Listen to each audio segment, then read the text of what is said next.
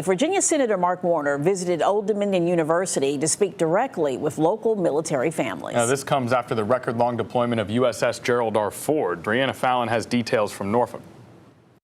Some of the main topics on the table today were health care, mental health, and child care, which can be costly. Trying to find care in that time without having to spend $1,000 a weekend was just impossible for me. Natalie Spangler is a military spouse who also works in the reserves. While her husband served on an extended deployment on USS Bainbridge, she says childcare was a barrier she constantly faced. I just felt so alone. There are community options, but it's not well known, or it's a fire hydrant of information where I'm just like, I don't know what one I want to do. But Spangler says she only learned about solid resources towards the end of her husband's deployment. One of the few issues Senator Mark Warner says he will look into. How do we make sure that we do a better job of coordinating all of the resources that we exist here in Hampton Roads for military spouses and their families? Senator Warner heard from several advocates and military family members, putting an emphasis on experiences families had at home during the extended deployment of USS Gerald R.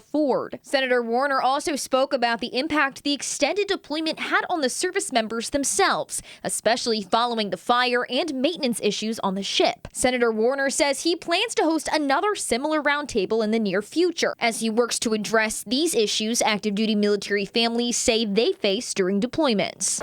I've got a lot to do from this session. Clearly, there's a lot of good intentions, but the level of care and the coordination of that care, we got to do a better job. Brianna Fallon, 13 News Now. Warner also highlighted federal funding he helped secure for military construction and the 3.8% pay raise for service members.